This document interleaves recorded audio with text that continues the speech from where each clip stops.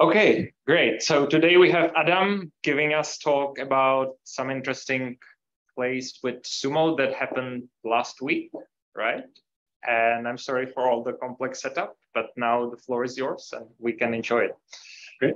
Thanks very much. So as usual, here are all my links of videos and so forth that you can get. And okay, so here's the problem. So I had a cool discussion with Alexei Letitsa from University of Liverpool while we were at AITP. He's interested in doing formalizations with the situation calculus, which I'm going to talk about in a minute. And I said, well, gee, why don't you just use SUMO instead? Because that's what I always say. And so I thought I'd put my money where my mouth is and try to formalize some example problems that he was interested in. So for the one new person who hasn't seen me talk at length about SUMO multiple times, the rest of you, I hope, will forgive one slide. So SUMO is the suggested emerged ontology.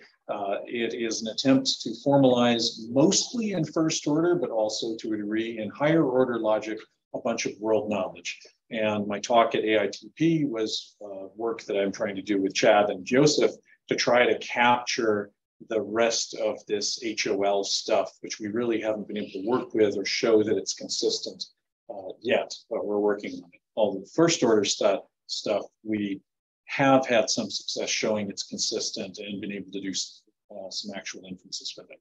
So SUMO has about 20,000 constant terms and symbols and about 80,000 handwritten formulas. I've been doing this for about 22 years.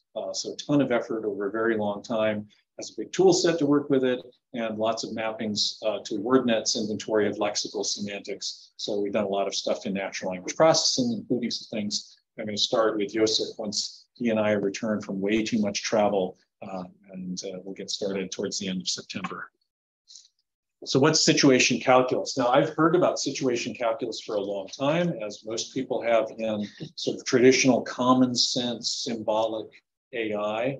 In fact, in one of my first big career projects was working on a DARPA project where John McCarthy was still alive and was one of the participants. He didn't do a lot of stuff other than come and answer questions and be generally the most authoritative guy in the room that everybody returned to when you need some history. But it was cool having him on the project, and I got to speak to him a few times. And this was his baby, something he invented back in 1963. And then it's been through a lot of iterations. So I knew about it, but I didn't actually until today really have a lot of a great thorough understanding of what the situation calculus is. And I'm still not by no means an expert, obviously.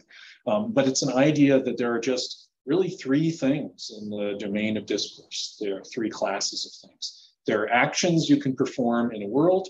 There are fluents, they're called, where they're really just changeable properties with values that describe the state of the world. And then there are situations, and situations can have effects on the fluents, and there can also be preconditions the actions change the values of the fluents. The situations are a history of the actions. The actions can also have preconditions, which are values of the fluents. And so domain is formalized by a number of formulas. Actions have preconditions. There are states, there are named states of the world, which are these sort of monotonically increasing collection of actions over time that change the world. So axioms describe the world in various situations. And then there are a few foundational axioms in there. And I guess there have been some formulations in inference systems of the situation calculus. I haven't been able to find any that are thoroughly formalized in the kind of systems that we typically work in for automated theorem proving. There have been, I think, some kind of dedicated provers that have been developed for situation calculus. I think there are some TP problems which try to capture some toy examples using situation calculus. Yeah, I've seen some of the TP problems that say SitCalc in them, but I'm not sure that they actually capture the whole theory. But I haven't looked into it. Well, the theory is like a framework that you instantiate for a particular example. So it might not be using all the features. Right. And the syntax of situation calculus seems to be very different than what at least I'm used to in first order logic, or even beyond first order logic. All right, so here's an example, actually from the Wikipedia page on situation calculus. So an is carrying fluent is true if there's a ball and there's a do operation to pick up the ball at a particular state, where S0 is the starting state of any given problem. So there's a predicate that's true if a pickup action has been done to the ball starting at some state, but typically state 0, the empty state. It's kind of a weird way to state things in my mind. And I don't like it. I'm not used to it. So I said, well, okay, the first thing to do is start formalizing some of these example problems in SUMO so I know what they really mean. And so for me, I would say, I have a rule. The precondition is which there's a ball, and the ball is the patient of a carrying action. And in order for that to happen, there has to be some grabbing, a kind of a picking up, where the object that's being transferred from not being picked up to being picked up is B, the ball, and that action happens earlier than the carrying. So before you can carry something, you've got to pick it up. Pretty straightforward. Really nice in first order logic, very, very simple. And I think a lot easier to understand than the situation calculus syntax that seems to be the norm. So then I thought, okay, well, let's keep going with this. So if we have a ball, and the ball is a patient of a carrying action, and there's an agent of that action, then it also holds during that carrying that there's a state, the relationship that A, the agent, is carrying the ball.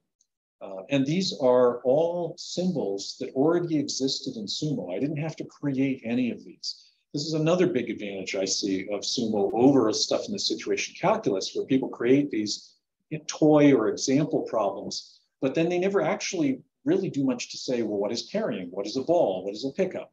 They only just explain these symbols to the extent that they need some sort of toy aspect of these symbols to do whatever it is that they want to do for a particular paper. Whereas my concern is I want to create a library of what does it mean to be a ball? What does it mean to be a carrying? And so I have the state of carrying, and it's related to a carrying action that one performs, as well as many other things that I don't have to create when I want to formalize something like this. So it makes it really fast, and it gives me some semantics for all these symbols. I think far beyond what you get in any of these kind of toy problems that use the situation calculus. So it's just another thing I want to get across to Alexei, that if you use this framework, you get a lot of extra stuff with it. You get some common sense world semantics for pretty much every symbol you touch. And what does SUMO use as a principle for talking about actions and change? Well, we use what's called Davidsonian semantics, created by Donald Davidson in 1967. He had this beautiful paper, the logical form of action sentences, where his core idea is actions are instances of classes of actions. So I have talking and walking. Those are classes, and I might have John's talk or John's walk, or particular instances. And then I have a constellation, really, of relationships that are true about those events. So in my lecturing event that I'm having right now, I am the agent of it. You're all the patients or recipients of this talk, for better or worse. It's held in a certain location at a certain time. All of these are relationships that are sort of clustered around this instance of a lecture. Now let's look at that graphically. But before I do, I love Donald Davidson's original paper, but really my favorite book in the world, and I actually did my dissertation work on this book, is Terence Parsons' book, Events in the Semantics of English, which is just so clear. I just love it. And not only has axiommatizations, but just the prose has a level of ease of communication, which I wish every scientist would emulate. It's my model for how to write a scientific paper that's both philosophy and logic together, but eminently clear. So in SUMO, we call this set of different relations around the central event instance case rules. This is something we take also from linguistics, because people took what Donald Davidson came up with as a central idea and then created a lot more stuff. And case rules, the name that they gave to all these relations about instances of actions. And so there's a standard set of these that are in linguistics never actually logically defined, as far as I'm concerned. Agent, patient, and instrument. And this is what we started with in SUMO and did actually formalize logically. What does it mean to be the agent or the motive force, the driver behind an action?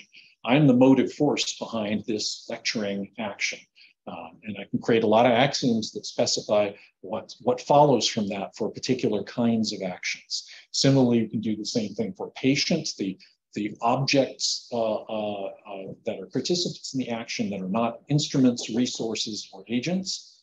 An instrument, well, my mouse might be an instrument in part of giving this lecture because I'm using it as a pointer and so forth. So there's lots of things that you can say about actions. So here's one of Terence Parsons' examples. He loves this. It's kind of a violent example, so please forgive me. But so Brutus stabbed Caesar with a knife on Tuesday. What does that look like? Graphically, it looks like we have an instance of a stabbing, and there's Caesar, who is the agent. There's a knife that is an instrument. Tuesday is the time. Brutus is the recipient of the stabbing or the patient of the stabbing. Patient has a little double entendre here, but not intentional. And what does this look like in SUMO? Well, there exists an S, a K, and a T. S is a stabbing, K is a knife, T is a Tuesday. The agent of the stabbing is Brutus, the patient is Caesar, the time is T, and the instrument is K. Pretty straightforward stuff, but because this formulation is clear and has been worked out by a lot of people in linguistics as well as in logic, it just works really well. We haven't had to change any of this in 22 years. We've just kept elaborating it, adding more roles, adding more case roles that are specializations of some of these relationships and adding axioms about it. We haven't had to change the basic scheme. It just works really well. Does this correspond to the cases in the languages, like subject, object, instrumental, and temporal? Yeah, it's not coincidental. The fact that linguists have worked on these means that, yeah, the agent relationship, that's the subject usually of the action, and the patient is the object. Instrument is the indirect object often. So that breaks down very quickly, of course, because not all languages have all these nice cases. And even when they do, they don't nicely always map to these logical structures, but there's a good similarity. Okay, so the problem that Alexei presented me with, which is from an AI journal paper. I think I have a reference for it in just a moment. We might call it the heist. There's a thief that wants to steal some gold from a safe. There's a light in the room that the safe is in, and a security camera that will detect the thief's actions as long as the light is on. The safe can be opened or closed. The gold can only be stolen if the safe is open. It's possible for the thief to crack the safe and force it open, but only if the light is on so he can see what he's doing. And then you ask the question, well, can the thief steal the gold? And can he steal it without getting caught? Now, I haven't formalized all of this and all of the elements of it, but I've given it a start. And of course, I've only had like a day or two since we've been back for AITP. So I think this is reasonably fast, especially since the paper that this problem is based on is an AI journal paper. And I thought that was kind of unusual that I could take something that was a premier journal article that was attempting to show a formalization of common sense knowledge and how it would be proven, and replicate that in my own framework in a couple of days.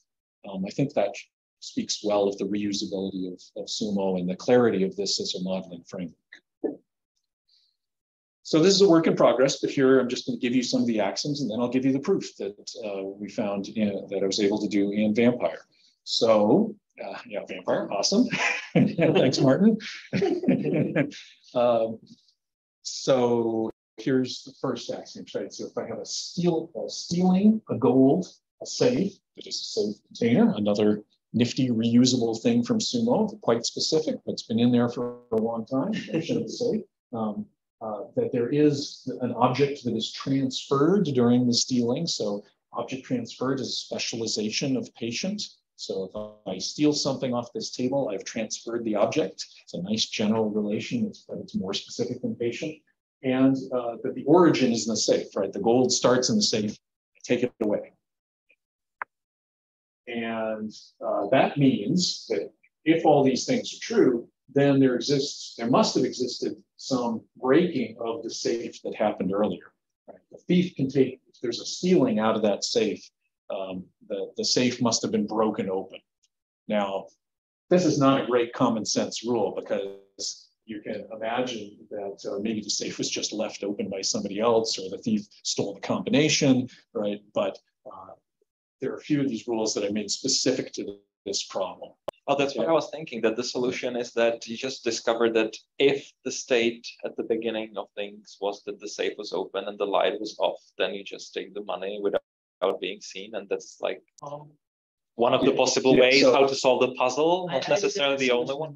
So be careful about, right. So I'm given this puzzle and there's a particular way they want me to solve it as detailed in the paper. Okay, and you didn't tell us yet, right? The goal is not to cheat, it's to try to replicate the process that they followed for the representation of reasoning, but in a different representation of reasoning framework. So sure, especially all these toy problems, there's always a, well, what if you just, did that, right? So then I have another rule that says if there's a criminal and a safe and the criminal is the experiencer of a seeing, so it means he can see the safe, then he steals what's ever in it. Okay, so if a thief sees the safe, he steals what's ever in it. Also, not a great general common sense rule, but it does faithfully model the problem as given to me. Now, a big problem here is that, and I think one of the stated advantages for the situation calculus is that they'll say it's a sort of second order modeling of time. Right? You can have temporal constraints on these fluents. And that's not something that you can kind of out of the box do in first order. Quantifying over formulas that are constrained by time. But there is a way to fake it, and I'm going to show you how to fake it. Hope maybe, I expect many of you have already seen this approach. The reason I'm doing this is that Chad and I haven't finished doing the higher order translation of temporal modalities for SUMO into his higher order set theory. We're working with that. This will be another great test problem for that effort, but we're not done yet. So in order to get this working, I had to do the simple version of it, which I kind of call faking it, even though this is something that's well known in the literature. So in SUMO, I would say, for example, if I want to say that there's some time where the safe is illuminated, so I think you'll be able to see it, I'd say it holds during a temporal specification a formula, and the formula is the safe as the attribute of being illuminated. But instead, I'm going to do this, because holds during is something I can't reason with Vampire just out of the box doing with my current translation. Right? I have to have this modal expression, and I don't have an expression into the temporal modal TP-TP version that Jeff and company came up with. So I just do this. I add an extra parameter. Now, the ugly thing about this, if you want several modalities at once, you start proliferating automatically added parameters to every clause in your ontology, every relationship in your ontology. But that's I think, one of the standard ways to do this. We just say that this new version of the attribute relation has a third temporal argument, and that specifies the time at which the rest of the statement holds true. So here's the setup for the problem, all the facts about the situation that I've encoded. Some of these aren't actually used yet because I've only got an inference that handles part of this particular problem. But just to run through it real quickly, there's safe. There's a safe here. I'm calling it the safe. Very creative. The safe is illuminated during the safe cracking time. The cracking time is a time interval. There's an after cracking time that's also a time interval. Cracking time is earlier than after cracking. My thief, who's called Rocco Sticky fingers, has the attribute of being a criminal. He's also a human. There's some gold that the safe contains. Both Rocco and the safe are in the same room, and the safe is illuminated.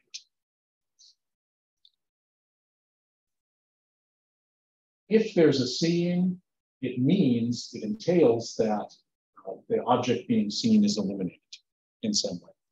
And it's illuminated during the time of the seeing. So here we're using this third temporal argument in our special purpose T attribute relationship.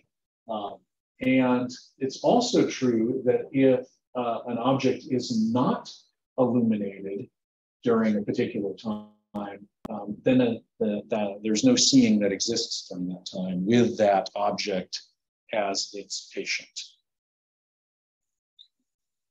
I don't actually use that second rule yet, but it's a nice rule to have around. So if something's not illuminated, you can't see it. More about seeing. If there's a human and an illuminated object, and they're located in the same room, then the human sees it. Not something I would leave in SUMO. It's just specific to this problem. It means if I'm in a room and everything that's illuminated in that room, I'm going to see, which of course is not true unless, of course, I look very carefully all the way around myself. And maybe not even. Let's say some things about stealing. So if there is a stealing and there's an object that is transferred or stolen during that stealing event, then there is a time interval at which the object is considered to be stolen, and that's after the stealing. Not too deep an accent, but it is required. And if I have the fact that an object has been stolen, then there must have been a stealing, and that object must have been the thing that was transferred during the stealing. I get a proof. All got that? Huh? You can just explain it. Yeah. So I'm going to do a little better than this, but we'll take it in stages. So here are all the axioms that actually get used in the proof. I've shown them all already, but it just shows you specifically which axioms get used, which are I've got all the facts on the left, and there's just two rules to the right. So you can see how, hopefully, this is a result of this stuff up here, right? We have some things about location. We've got a room that is the location. So here's the room, X19. The safe is located in X19, and Rock of Sticky Fingers is located in X19. So if we have an X19 that's a room over here, we've got two things that are both there. That's the safe and Rock of Sticky Fingers are going to unify there. We also have that the safe is illuminated during a time period. Rocco is human, and it follows then that there's a patient, an object of a seeing event, that's going to be the safe, and the experiencer is the human. So this here, plus that attribute relation, and probably one or two other things, all trigger this. And then this, you can see, fits in up here and completes the precondition for the second rule. So we get, in the end, this existentially quantified conjunction. And the query that we're going to ask is there a stealing? And if we ask that query, we get this proof out of Vampire from these rules. And if we want to look at it in detail, we can do so. But let me just say a few other things before I go on to that, which is that here are the commands that you can use if you want to run this. So it doesn't take a lot of work to get this to run with the SUMO file. You've got to use my whole Sigma framework to get the translation to TPTP. Once you've got the resulting TPTP file, you run Vampire. I run it, with the default of 30 seconds, but actually with tiny SUMO, a sort of constrained version of SUMO, this takes like less than 1/10 of a second with Vampire. Vampire is very fast. Question? Yeah. I'm a little bit unsure whether you need to turn avatar off and whether it actually does anything the way you specified it, because you are invoking custom after that, which could decide whether to use avatar or not, and you probably ignore the avatar of date. I probably need to learn more about Vampire's options from you. I use them very haphazardly. But did you at some point get annoyed with avatar, and that's why you write it there? Do you remember the reason? I think the reason I turned it off is that it wasn't getting some answers with it on, I guess. Maybe the question answering. Yes. It doesn't give me the answer bindings. Okay, right. Because those two modes are incompatible. We can definitely talk about the details of so I would love to have avatar working and giving bindings at the same time, and then I would never touch that option. Right. So it random works, right? Definitely. And so then once I generate, and I pipe this output, it's a TP-TP3 standard output that Vampire gives. And then I also have a tool within my Sigma system that will generate a graphical proof, which was that completely invisible, very large graph that I showed you a moment ago, which when you zoom in on it, actually gives you a ton of information. It's way more informative than just a linear proof. And I just produce it with the GraphViz Linux package. So it's really handy. It might be some, I don't know if Vampire already does graphical proof presentation, but if it's not, you might want to just steal some of this because it's just really handy.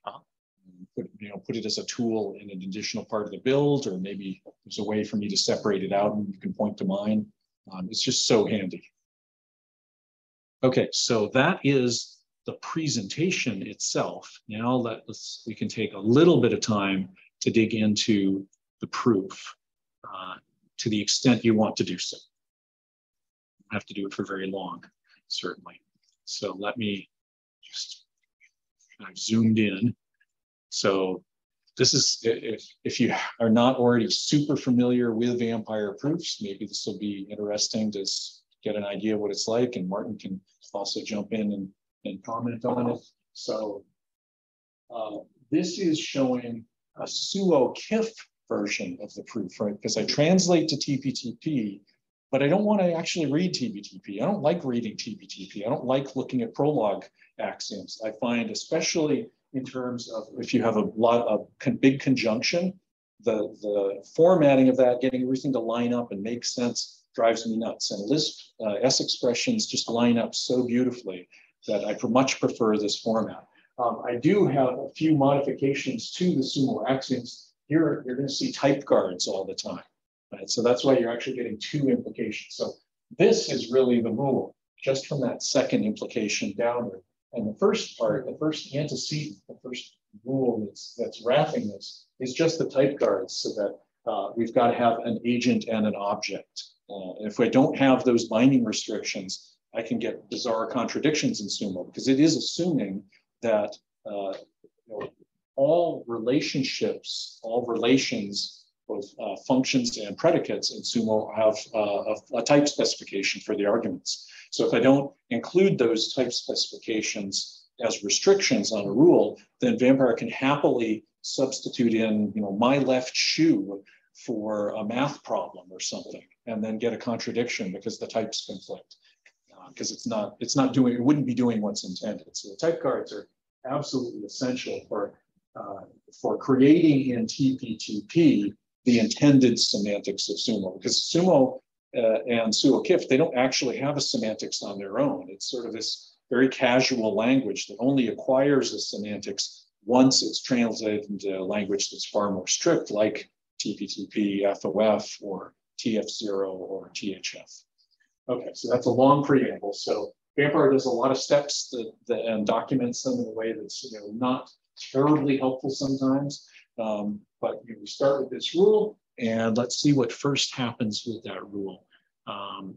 We also get, and I was getting a nice tutorial on the axiom of choice, which is really just the process of skolemization or conversion to conjunctive normal form that Vampire does, and it documents that step, but none of the other steps in conversion to conjunctive normal form. So you get rules like this, that really is just an existential, means you have Skolem functions. That's all this says. That's what this axiom appears out of nowhere, but that's all it's doing in the end.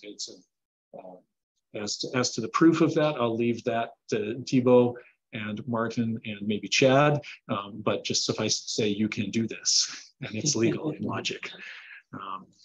And here's our negated conjecture. Is there a stealing? And it's existentially quantified because we want to ask, is there some stealing out there? And it will negate it, right? So then we have, it's not the case there's a stealing because we're going to try to find a contradiction. So proof by contradiction. And it goes through and it uses other things like Rocco sticky fingers is criminal. And so that's going to unify with some of the conditions here in this rule. So, and blah, blah, blah, blah, blah, blah, blah. And finally down at the end, you get this long chain of events where it's unifying and it's grabbing facts and getting smaller and smaller and smaller until, boom, you have a contradiction and you see faults at the end. All right, but it's, and this is a nice proof that actually worked, where the graphical viewer is especially welcome is when you have cases where the proof hasn't given you what was intended. You get a funny result, a funny contradiction. Maybe you've got a contradiction that doesn't actually use the conjecture. So it's a contradiction in the theory, and a real problem with SUMO, which we get from time to time. And the great way to figure it out is you start at the end and you start going backwards and looking to see, well, has it said in something that doesn't make any sense to me? And then once you find out what doesn't make sense, you can usually trace back all its antecedents, collect the source axioms that led to that funny thing in there. Because there's usually something that stands out as looking funny. It's not a common sense kind of statement about the world. Like, I wouldn't have said that. How can that be true? And then you find out what caused it. So it's really a useful tool. Okay, so that's basically it. This is, I guess, a short talk, but it gives you hopefully a flavor of some of the practical value of SUMO. I can take pretty much any problem you throw at me about some kind of common sense inference, and in a very short order of time, I can recreate that or create a plausible inference with an actual working proof, as long as it's statable in first order or something pretty close to first order. And with it, I get semantics for all the symbols, and I've got all these nifty tools for figuring out how it works. And that whole cycle works pretty fast. Doesn't take the several months that might normally take to develop a whole journal article. I can do this in the space of a couple of days. So. Okay, hope this was helpful understanding kind of what I and what Jenny do day to day. Yeah, thank you. Thank you very much. I still have some questions. I think please. And a suggestion. So you said there's this journal article and that they have a particular way of wanting you to solve the problem. Yes. Could you give us a perspective of how much of that already happened? Like, do I understand correctly that basically you stated the actors here, and what happened is that there was an axiom which said, like, if there is a thievish person in the room, they will just grab the money and therefore stealing happens. Yeah. But there was not much of a temporal aspect yet, right? Like, there was no, like, if you were going to go back to situation calculus, there was probably just two states, before and after it was stolen. Or is there more? It wasn't a complicated setup in situation. In the sense of the temporal actions. Yeah, there's how much happened in this proof, and how much do you plan to happen in the full example? Like, how complicated is it supposed to get? Yeah, to be fair, they did more than this, right, than I've done in the space of a day or two. They also had the notion of discovery, right? If the central conflict they were trying to show was that the thief can only steal the gold, he can only crack the safe if it's illuminated, but because there's a security camera pointed at the safe, if it's illuminated, he'll also get caught. Right. And so they're trying to show that there's no, their end inference, their query is, can the thief steal the gold without being caught? And they prove that there's two options, either the light is on or the light is off. If the light's off, he doesn't get seen, but he can't steal it. If the light is on, then he can steal it, but he gets caught. And so there's no solution. And that's what they prove in their axiomatization. Now, I'd have to go about that in a I guess, a constructive way, right? I'd have to show both states of the thing being illuminated and it not being illuminated, and showing that I can get a query with the same result each time, that there's not a result that shows either for illuminated or a not illuminated that the thief can steal the gold without being detected. Well, I have a different interpretation. Maybe if you just state all the things that this more complex version of the example requires, you run Vampire and it doesn't terminate or doesn't find a proof, then it's already been done. You can trust the completeness of the setting, because you would be saying, I couldn't prove there, because situation calculus works in a way where when things are solvable, there is a plan. It corresponds to a proof. So the absence of proof is the absence of stealing in this case. Yes, if you kept it small enough and Vampire saturated without finding a proof, then you'd have proved that no proof of the opposite thing exists. It's funny also from the perspective that there are other formalisms for formulating temporal things in logics. And you can also flip the polarity. So here I was saying there is a proof. It's unsatisfiable if the thing actually can be done. But there could be also other ways of formulating things where the fact that there is a proof means that it cannot be done. And if there is a counter model, that's like the counterexample trace in model checking and in verification, or in automated planning, if it's encoded into a propositional set with this temporal aspect added on top, then usually the plans are the models, which the set solvers are good at finding. And it's much harder to show that there is no plan, because that needs some kind of argument with invariance and induction in it. So yeah. Or a closed world assumption is a typical thing, right? So if I want to ask, is it not the case that there's a stealing? Can I prove that? And I'm not sure I can. I can prove that there is a stealing in this case. I'm not sure I can prove the opposite. Right. Yeah, but how is it when you have SUMO? Is it Vampire likely to saturate in such a case? Well, so I said it quickly early on. There's a bit of a baby SUMO, right? Here, it's baby SUMO. It's tiny. I'm calling it tiny SUMO. It is something that's part of my GitHub repository, and I use it first when I'm trying to solve a particular inference problem. So that way I know that there's no sort of bigger problem. There's no issue with just the search terminating before an answer is found. And once I've done that, then I try to scale up and I try to run all of the upper level SUMO. If that works, then I try to run with all the mid-level. If that works, then I try to run with absolutely everything, all the domain ontologies, the weather ontology, right? Stuff that's completely irrelevant. And then that becomes a real test of Vampire, and even more so of Sign, to do the axiom filtering and focus on the problem that's actually at hand. But it certainly is more challenging. So I start with tiny SUMO. But usually if I can do tiny SUMO, then it's not too hard to do just upper level SUMO beyond that.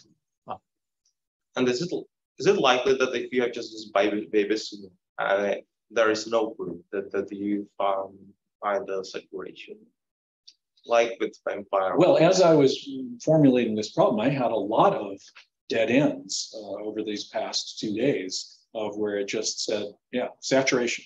Okay, well, that's not right. I know there should be a proof. And so like at one point I realized I had been writing that, stupid typo that the Rocco sticky fingers was an instance of criminal.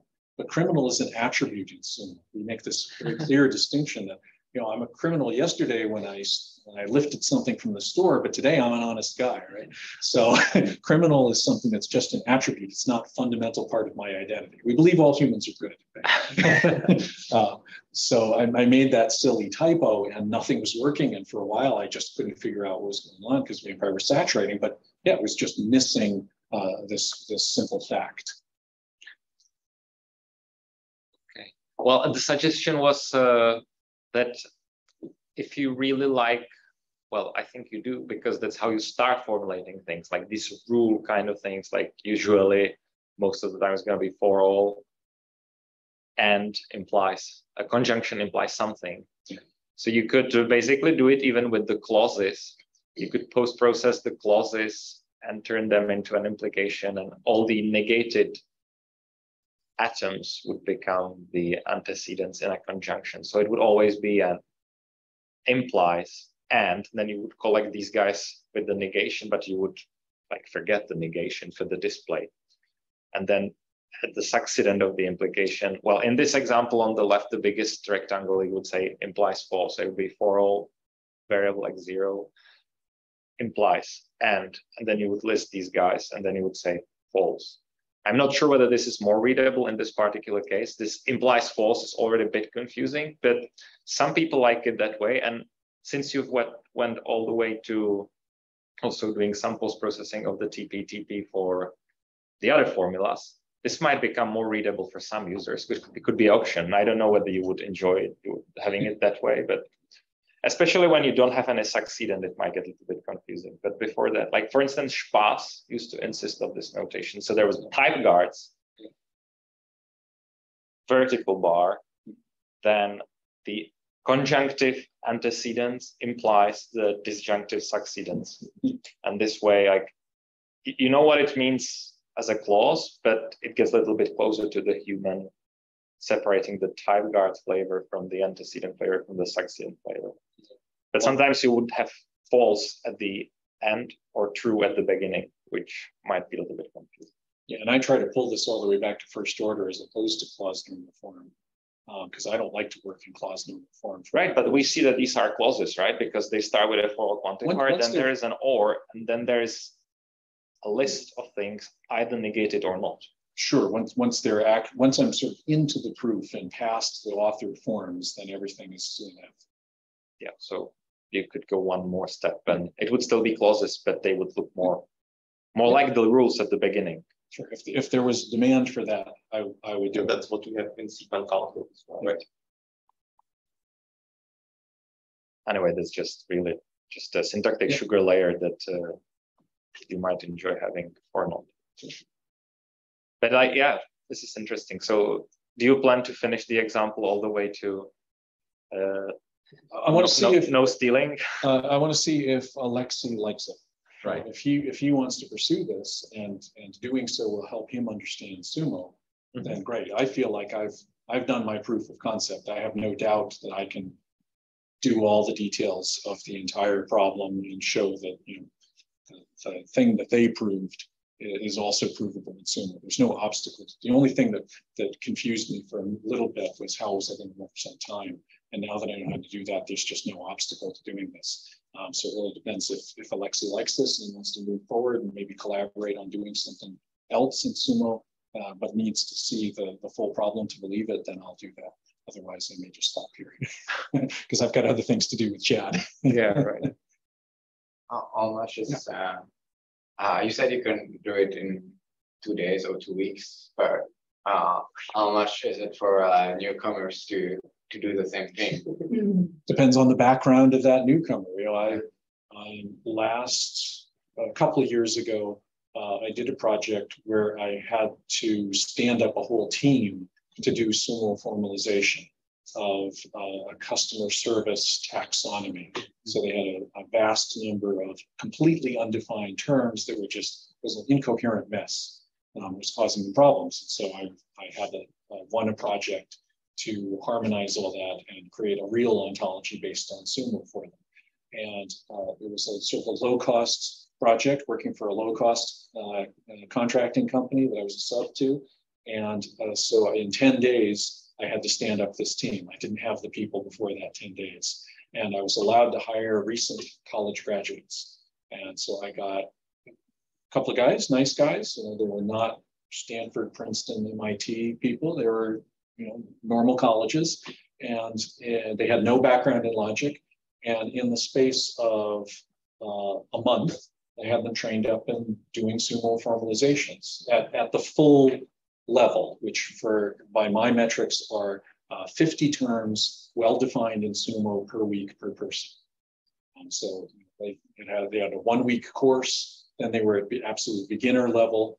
And then in the first week, I asked them to do 5 or 10 terms with definitions, and then next week it was 20, and it was 30, and then it was 50. And then they had a month. It was a very short-term project. They had a month after that to go full steam and create all this content. So, for somebody that has a background in logic, this is not hard. I've taught high school students how to do the SUMO formalization. Now, inference, on the other hand, is harder, but then there again, everybody here already knows how to work with theorem provers. So it's not a big stretch to read a refutation proof as it would be for somebody that has no background in logic, fresh out of school.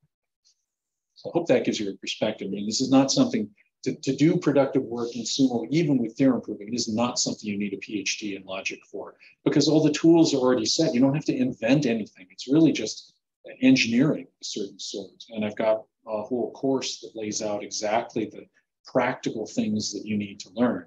Now, you may wind up at the end of the course kind of like I am, where I can't prove the axiom of choice or other things that a real logician would be expected to do, but I can get a lot of work done, and anybody that takes my course can do the same. Yeah, just can I just continue a bit? Yeah. There is also like all the well, there is a large library, so of course you have to get familiar with the library. So how do you browse the library? Is there like some documentation for it, or SUMO is its own documentation, or? Well, I'd like to think it's self-documenting, but that's also part of the course that I give people in the 1 week, an introduction to all the major things that are kind of the starting points for doing formalization, like case rules, right? You use case rules all the time. It's hardly a thing that you formalize that doesn't use case rules at least a little bit, or units of measures. And I give little introductions, little test problems, exercises for all of these things. So another way I ask people to look at learning SUMO about the same as learning a new programming language, because it's not only about the syntax and maybe the development environment that's going to be a little bit different if you're doing Haskell or you're doing Prolog or you're doing Python. They all have different environments. They have different basic syntax, but actually a lot of what you spend your time learning are the libraries, the features that are reusable, that are available. And Jenny's nodding her head because it's what she's had to go through, learning all of what's there. You can look it up. The browser gives you all sorts of different ways of finding things. But if you're having to look up everything in the browser, then it's going to take you too long. And so it's like getting to be a mature Python programmer. You just have a set of maybe 100 functions that you've memorized the use case for them, and the argument structure and the types and the implications, the result type, and you can use those freely without looking them up. And then maybe you've got some others that you kind of remember and you have to look up, and then there's the others you have no idea and you have to spend 10 times as much time searching for that right function before you use it in the program. So really the level of effort is very, very similar to learning a new programming language. Yeah, API library first. Yeah. Yeah, there's an online browser, so with an editor that's really like IntelliJ or Eclipse or any of these modern software development environments that I've developed over the past 20 years. That gives you this kind of support. You showed some type guards in Yes. this diagram, and I didn't understand where this information comes from, how it's encoded in SUMO. Yeah, so I have a whole article on that I did with Stefan Schultz years ago that tries to explain it, but the capsule definition here is, okay, so let's say I have this rule that starts at the second implication sign. And so I have relations patient, experiencer, contains, object transfers, transferred, and agent. Each of these relations has a type definition for it. So the agent relation is a relation between an autonomous agent and a process. And those are SUMO types. And so you can see instance X6 agent up there, and that corresponds to this X6, right? So the second argument to the agent relation is a type agent. Now I've actually changed this to Chad's insistence because agent and agent just differ in capitalization. He hates that in his Lisp code. So now agent with a capital A is called autonomous agent. But anyway, that's where these type cards come from. And then I do a little, so I have to search through every axiom, collecting those, and then inserting them at the beginning, and also unifying. I have to find the most general type, the most specific unifying type for a given variable. Right? Because I can't restrict it too much. I have to restrict it to if there are like 5 variables that are used in several different relations, and their classes have a common ancestor. I want that most specific common ancestor in all those classes, and that's what I put in the type code. There are a bunch of other transformations I have to do, but you're not seeing them here. They're not relevant to things like variable arity relations, some other stuff. I suggest I stop the recording now. Okay. And then we could still continue chatting informally. Yeah, we've done just an hour with these excellent questions.